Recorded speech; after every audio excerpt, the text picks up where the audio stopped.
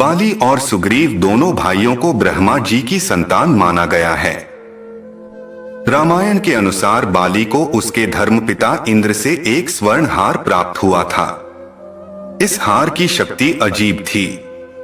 इस हार को ब्रह्मा जी ने मंत्रयुक्त कर यह वरदान दिया था कि इसको पहनकर बाली जब भी रणभूमि में अपने दुश्मन का सामना करेगा तो उसके दुश्मन की आधी शक्ति क्षीण हो जाएगी और यह आधी शक्ति बाली को प्राप्त हो जाएगी। इस कारण से बाली लगभग अजेय था। बाली को अपने बल पर बहुत घमंड था, जिसके चलते वो इधर उधर सभी को चुनौती देता रहता था। एक दिन बाली अपने ताकत के मद में चूर एक जंगल में जोर जोर से चिल्ला रहा था, पेड़ पौधों को तिनके के समान उखाड़कर फेंक रहा था और बार बार स्वयं से युद्ध करने की चेतावनी दे रहा था और कह रहा था कि है कोई जो बाली से युद्ध करने की हिम्मत रखता हो, है कोई जो अपने माँ का दूध पिया हो जो बाली से युद्ध करके बाली को हरा दे। उसी समय जंगल के बीच हनुमान जी तपस्या कर रहे थे। बाली के इस स्वर से हनुमान जी को राम नाम का जप करने में विघ्न हो रहा था और हनुमान जी बाली के सामने जाकर बोले, हे वीरों के वीर, ब्रह्मा के अंश राजकुमार बाली, आपको कोई नहीं हरा सकता, पर आप क्यों इस प्रकार शोर मचा रहे हो।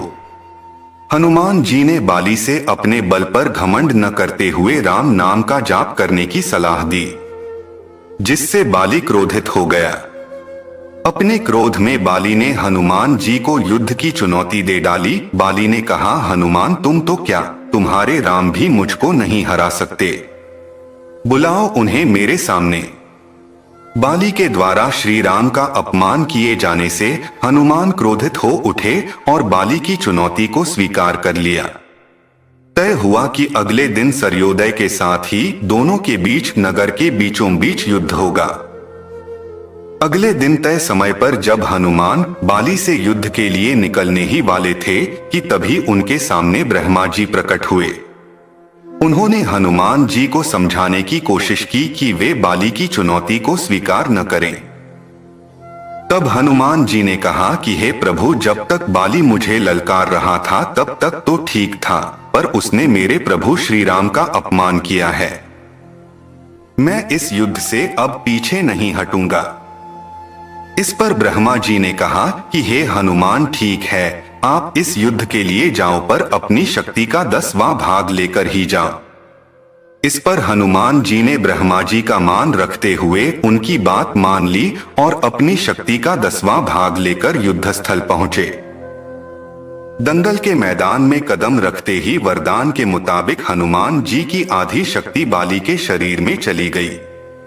जैसे ही हनुमान जी की शक्ति बाली के शरीर में प्रवेश हुई, उसके शरीर में हलचल पैदा होने लगी। उसे लगने लगा जैसे उसका शरीर अभी फट जाएगा। तभी वहां ब्रह्मा जी प्रकट हुए और उन्होंने बाली को युद्धस्थल से कोसों दूर जाने के लिए कहा। बाली को कुछ समझ नहीं आया और वो भागने लगा। एक जगह पर आकर वो रुका और वहीं पर ब्रह्मा जी प्रकट हुए।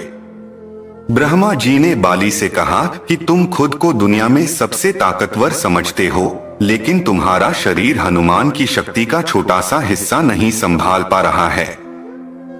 जिसके बाद बाली को एहसास हुआ कि वो क्या गलती कर रहा था।